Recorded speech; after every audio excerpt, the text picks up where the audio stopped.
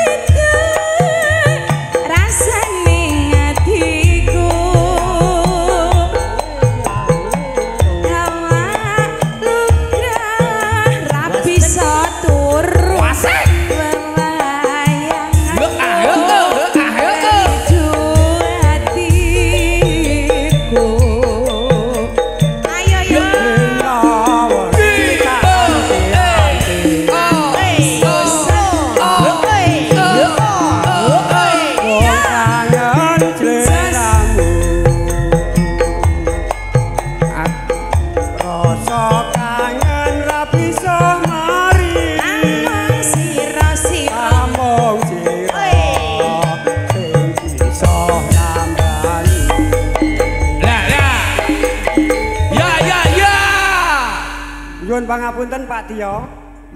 Nika ngregengaken anggenipun panjenengan kagungan hajat. Nggih. Nggih. Monggo. Teng pundi? Lanjut. Oh ngoten iki. Iku terus lho. Lah mbok ngantek rampung lagu. Pripun? Kuabel iki dilinteng iki terus. Ngerti-ngerti iki borok. Apalan kok.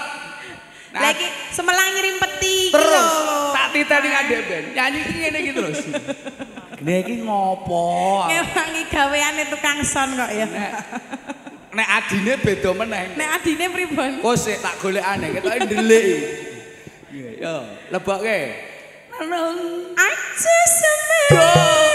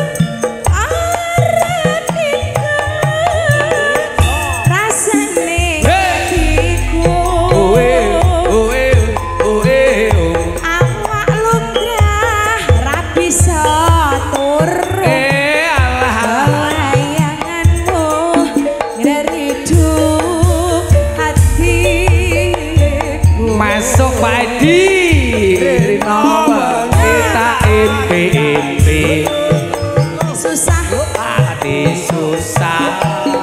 Kangen Iya. Ya. Asik. rasa kangen ra bisa mari Among sira.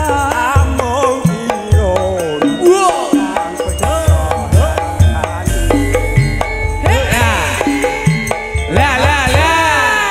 Ngopo kok jogeti mboke gentuhi ngopo?